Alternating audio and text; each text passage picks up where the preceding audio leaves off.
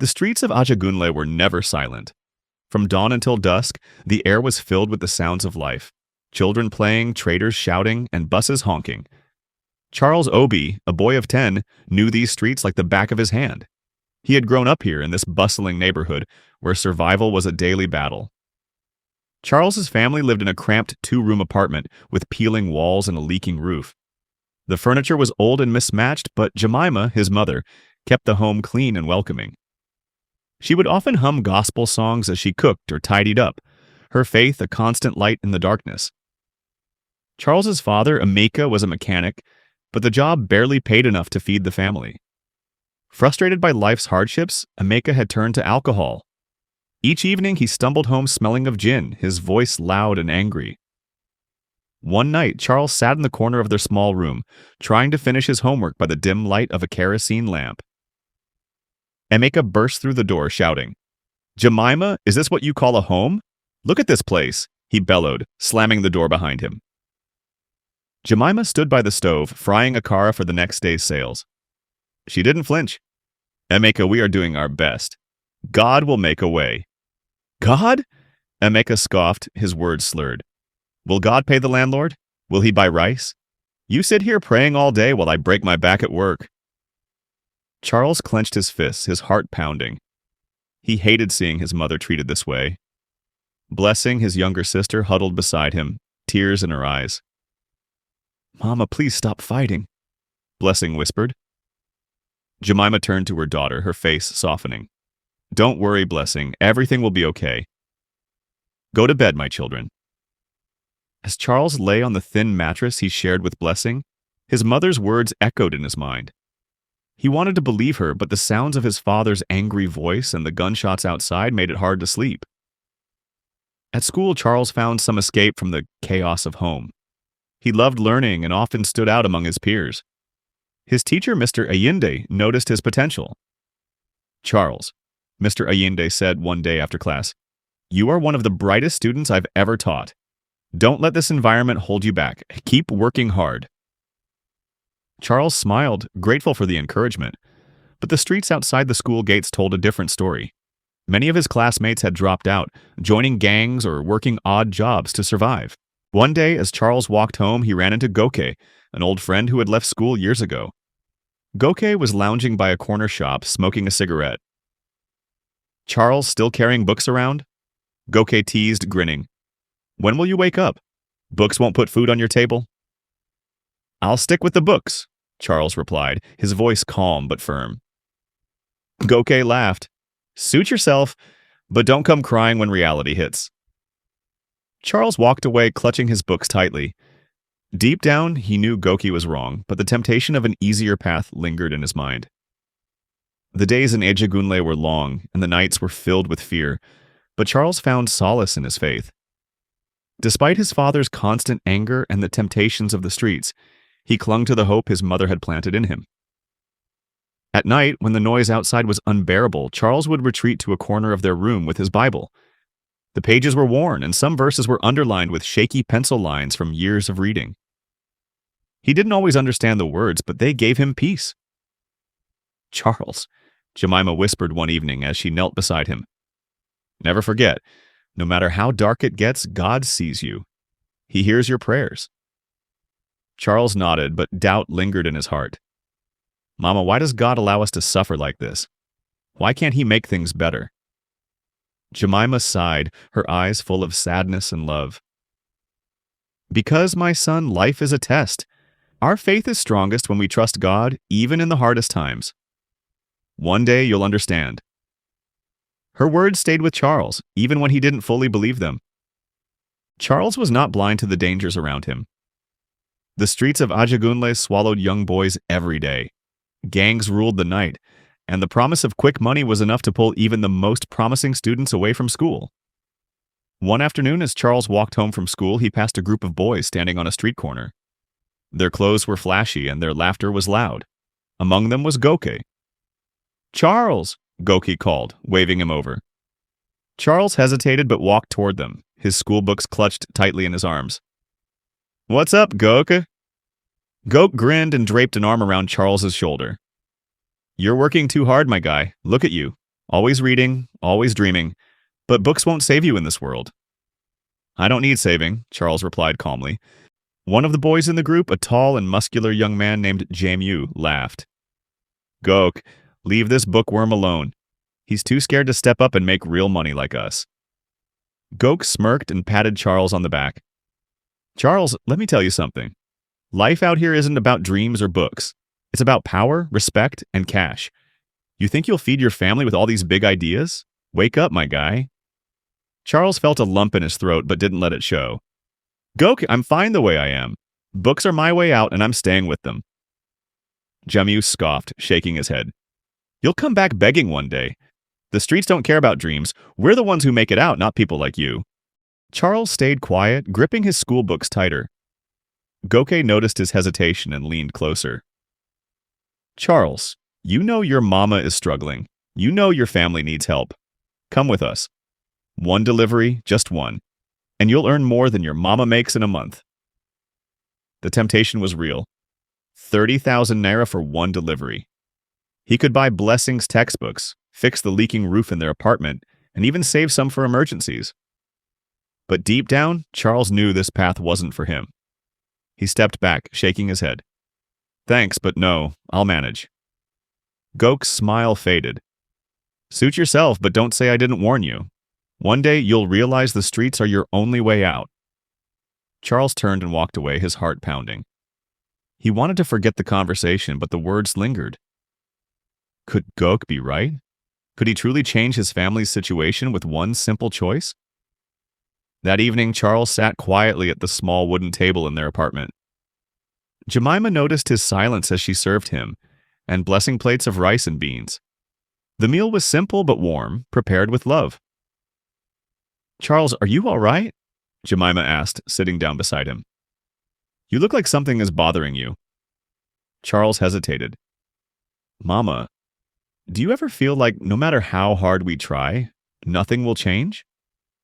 Jemima's eyes softened. She reached out and took his hand. Charles, I've felt that way many times. But you know what keeps me going? Faith. I believe that God sees us, even in our struggles. He's watching over us, and he has a plan. But Mama, Charles said, his voice low, what if Goki is right? What if we need to do something different to survive? Jemima frowned slightly. Gok? That boy who left school? Charles, listen to me. Easy money always comes with trouble. It may look good on the outside, but it will destroy you on the inside. Don't let anyone fool you. Charles nodded slowly. I want to help, Mama. I want things to be better for us. Jemima smiled, her face filled with love. You're already helping, Charles. Every time you study, every time you pray, every time you choose what is right, you are helping. One day, God will reward you. Blessing, who had been quietly eating her meal, suddenly spoke up.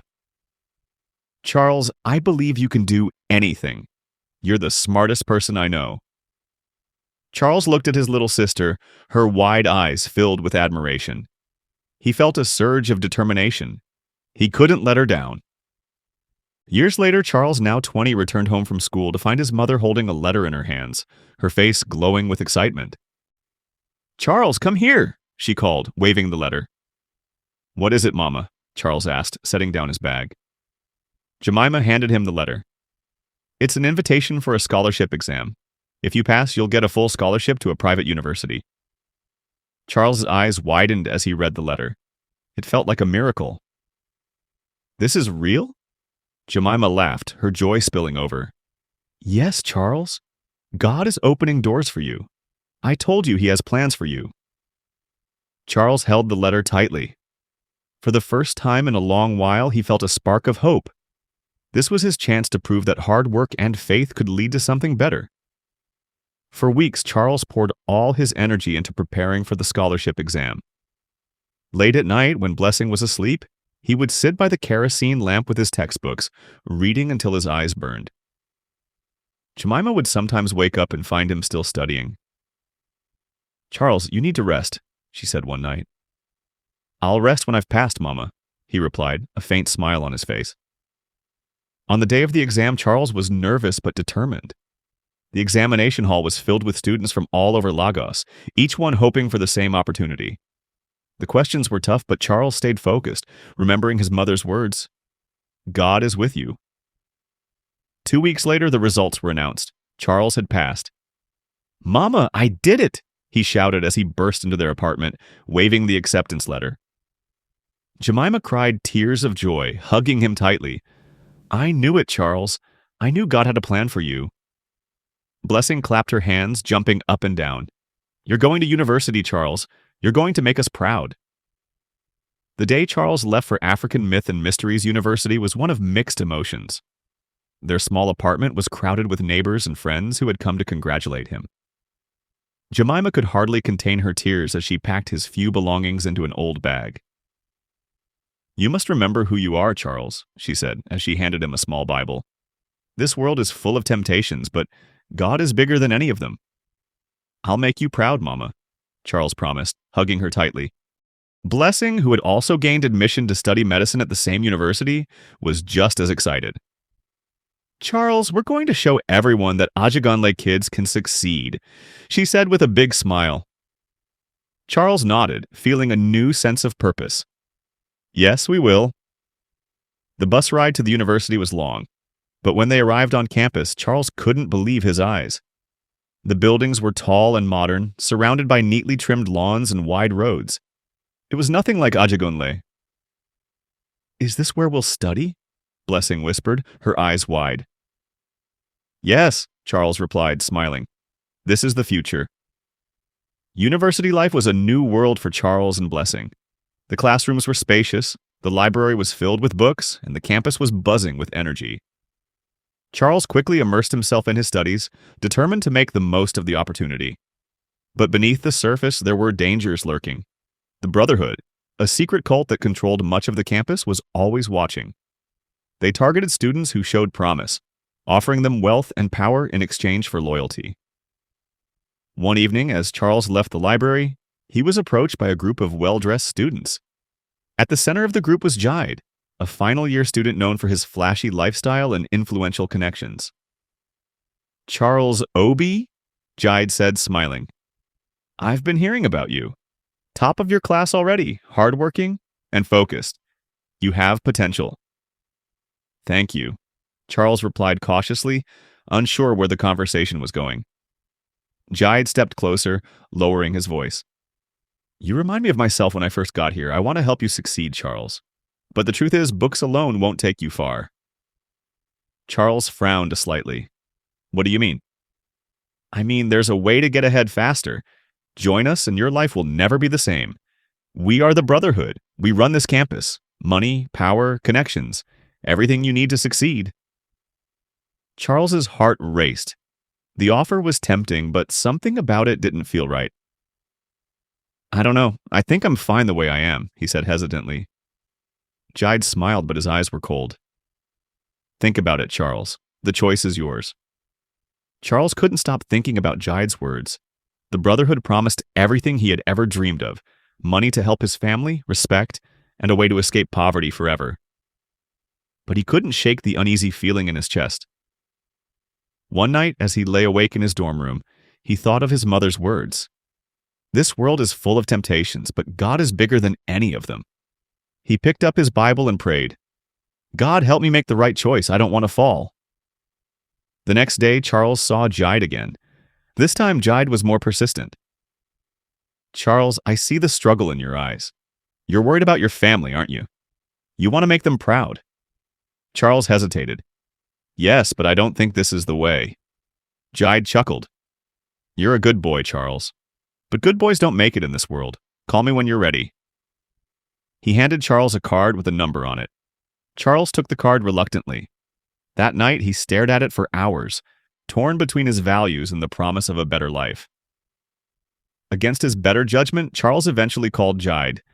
He told himself it was just to learn more, but deep down, he knew he was crossing a line. "Welcome, Charles," Jide said when they met. "You've made the right choice." The initiation took place in a dark, secluded forest outside the campus. Charles stood in a circle of masked men, their voices chanting in unison. A fire burned in the center, casting eerie shadows on the trees. Jide stepped forward, holding a knife. Charles Obi, do you swear loyalty to the Brotherhood? Do you swear to put us above all else, even your family? Charles's throat felt dry. I swear, he said, his voice trembling. The group cheered as Jide handed him a cup of red liquid. Drink this. It seals your oath. Charles drank, the bitter taste making him gag. The chants grew louder and Charles felt a chill run down his spine. He had made his choice, but it didn't feel like victory. It felt like a trap. At first, life in the Brotherhood seemed thrilling. Charles was invited to exclusive parties, drove flashy cars, and gained respect on campus. But it wasn't long before the demands started. Charles, Jide said one evening, we need you to deliver a message to a lecturer. He's been failing one of our members. Make sure he understands the consequences. Charles hesitated. What do you mean by consequences? Jide's smile disappeared. You'll figure it out. The task was clear. Threaten the lecturer or face punishment. Charles felt sick as he carried out the order. The guilt was overwhelming, but he buried it deep inside. He couldn't back out now. Charles's involvement with the Brotherhood began to change him. He became more withdrawn, often avoiding Blessing, who was still unaware of his secret life. She had always looked up to him, but now she could sense something was wrong. One evening, Blessing knocked on his dorm room door. Charles, can I come in? Charles hesitated, then opened the door. What is it, Blessing? She stepped inside, her eyes filled with concern. You've been so distant lately. You don't call Mama as much, and you hardly talk to me anymore. What's going on? Nothing, Charles replied quickly, avoiding her gaze. I'm just busy with school. Charles, don't lie to me, she said, her voice trembling. You're my brother. If something is wrong, you can tell me. Charles's heart ached. He wanted to tell her everything, to confess his mistakes, but he couldn't. He forced a smile. I promise, I'm fine.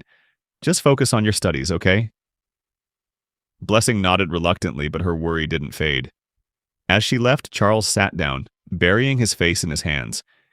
He felt trapped, unable to find a way out. As Charles tried to juggle his studies and his secret life, the Brotherhood's demands grew darker.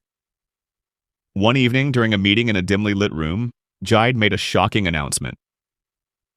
Brothers, our success requires sacrifice, Jide said, his voice calm but cold.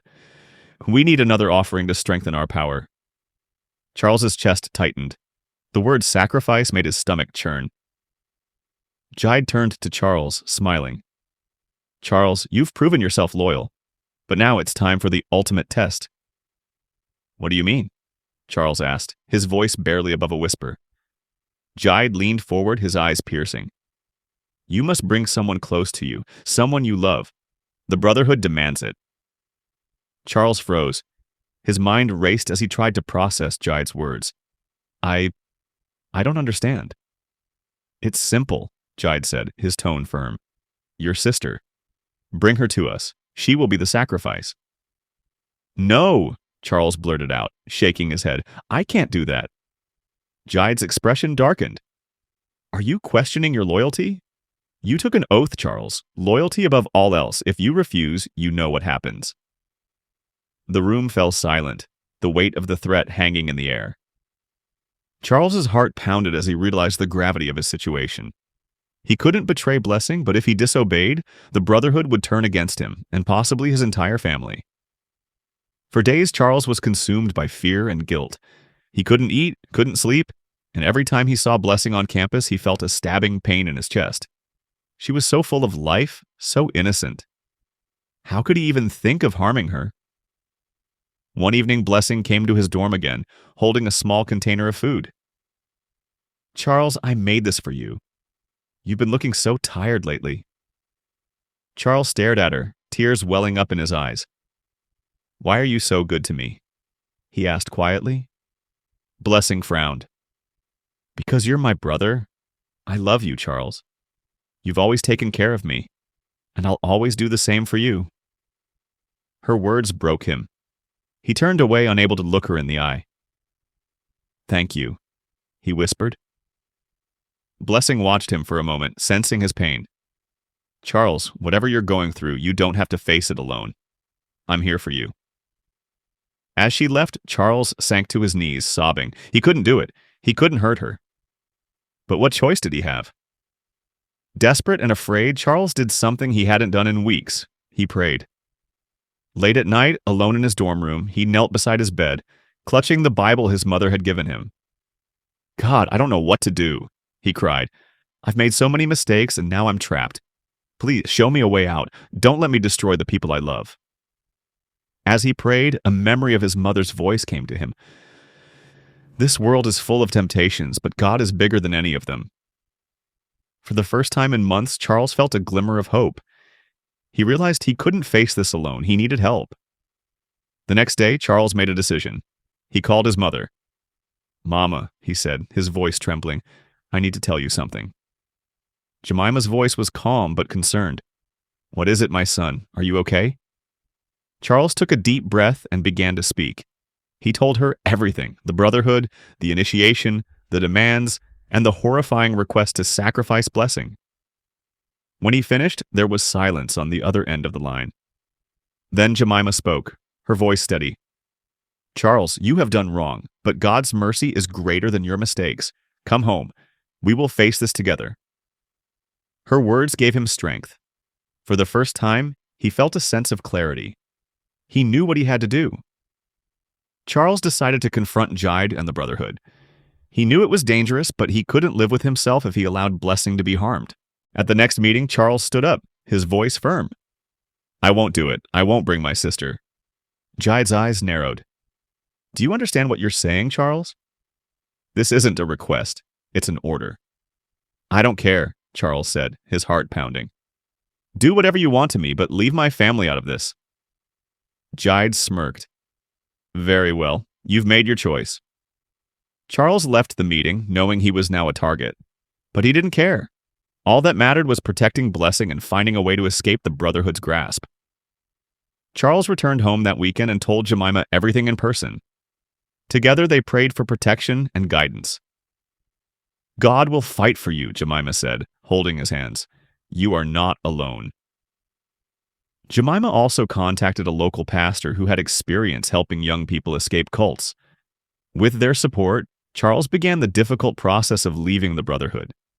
It wasn't easy and the threats were real, but Charles was determined to make things right. Charles tried hard to stay away from the Brotherhood, but they still reached him. One evening, after work, his phone rang. The number was unknown. He answered slowly. It was Jide. We warned you, Charles. Disobedience has consequences. Fear filled Charles. He called his sister Blessing many times. She did not answer. Worried, he ran to her school dormitory. Her roommates were upset. One said, She left with some men. They said you were in trouble. She was crying. Charles felt deep fear. He knew the Brotherhood had taken Blessing. He thought of their secret shrine outside the city. He ran there. The night was hot and wet as Charles reached the hidden place.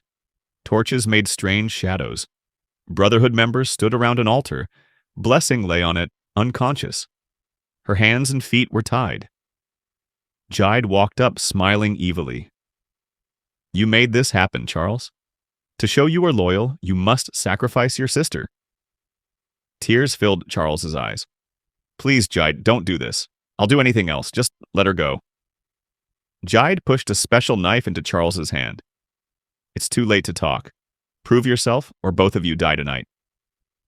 Charles stood still, the knife heavy in his shaking hand. He could not hurt Blessing. She was his sister. Suddenly, a strong wind blew out the torches. The place became dark. Chaos followed. Men shouted, confused, stumbling in the dark. Then a bright light covered the altar. Charles covered his eyes, feeling warm. The light faded. The torches lit up again by themselves. Everyone was surprised. Blessing was awake. Her ropes were gone. She sat up, looking around, confused. Jide's face showed anger and fear. What is this trick? He shouted. Charles grabbed Blessing's hand. Run! He yelled. They ran through the forest. The Brotherhood's shouts grew quieter behind them. They stopped when they reached the main road, both breathing hard. Blessing cried, Charles, what happened? How did I get here? He hugged her tightly. It's over now. We're safe. Days later, news spread. Police had raided a known ritualist den in Lagos. Many were arrested. Jide and other Brotherhood members were part of the gangs arrested. Charles felt their escape was part of a greater plan. Charles wanted to help others avoid such traps. He worked with local groups to teach about the dangers of cults and rituals. His story gave hope, showing that even in dark times, faith and courage can save. Months later, Charles stood in front of a small church congregation in Ayagunle, sharing his story. He spoke of the temptations he had faced, the mistakes he had made, and the grace that had saved him. "No matter how far you've fallen," he said, his voice steady, "God's mercy can reach you. I'm living proof of that."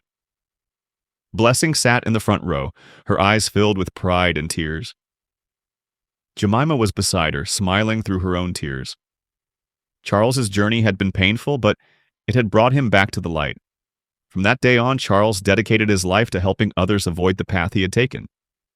His testimony became a beacon of hope, reminding everyone that even in the darkest moments, redemption is possible.